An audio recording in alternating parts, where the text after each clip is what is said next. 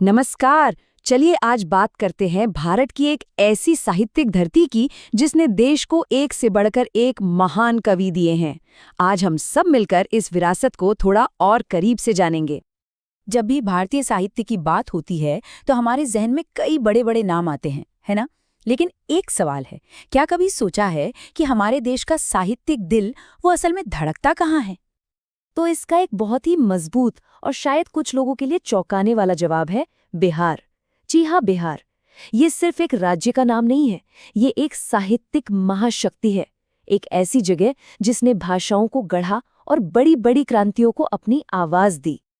तो चलिए कहानी की शुरुआत करते हैं उन दो दिग्गजों से जिन्होंने अपनी अपनी भाषाओं को ना सिर्फ एक साहित्यिक रूप दिया बल्कि हमेशा के लिए अमर कर दिया।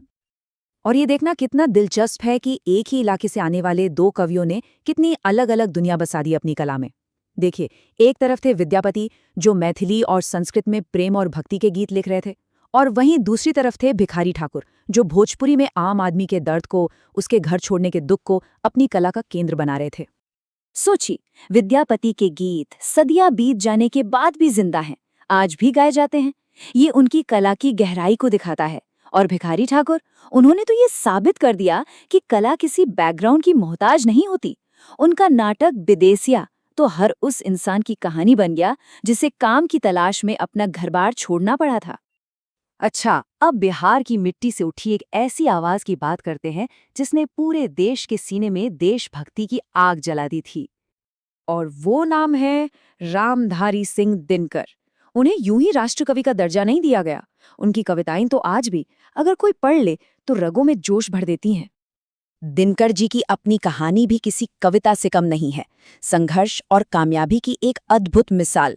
सोचिए, बेगूसराय के एक छोटे से गांव से एक लड़का निकलता है और अपनी कलम के जोर पर सीधा संसद तक पहुंचता है और पूरे राष्ट्र की आवाज बन जाता है। उनकी जिंदगी खुद में ही एक बहुत बड़ी प्रेरणा है। ये एक लाइन दिनकर जी की कविता का पूरा निचोड़ बता देती है। उनकी कलम में सचमुच वो आग थी जो सोए हुए स्वाभिमान को झंझोड़कर जगा दे और अन्याय के खिलाफ आवाज उठाने का हौसला दे दे। उनकी ये 3 रचनाएं तो हिंदी साहित्य में मील का पत्थर मानी जाती हैं। देखिए, रश्मिरथी में वो कर्ण के जरिए सामाजिक न्याय के बड़े सवाल उठाते हैं। कुरुक्षेत्र में युद्ध और उसके भयानक नतीजों पर बहुत गहरा सोचा गया है। और उर्वशी में तो वो प्रेम और सौंदर्य की बिल्कुल अलग ही ऊंचाइयों पर ले जाते हैं। तो राष्ट्रकवि दिनकर के बाद अब रुख करते हैं उन कवियों की तरफ जिनकी प्रेरणा कहीं बाहर से नहीं बल्कि सीधे आम लोगों की जिंदगी और उनके संघर्षों से आती थी। नागार्जुन और फणीश्वर नाथ रेणु, ये 2 नाम आप कह सकते हैं कि ये बिहार के गांव की आत्मा हैं। जहां नागार्जुन ने अपनी कविताओं में किसानों मजदूरों का दुख दर्द बयान किया, वहीं रेणु ने अपनी कहानियों से गांव की मिट्टी की सौंधी महक को साहित्य में हमेशा के लिए बसा दिया। और ये जो उपाधि है ना, जनक कवि, ये सिर्फ एक टाइटल नहीं है, ये एक बहुत बड़ी जिम्मेदारी है।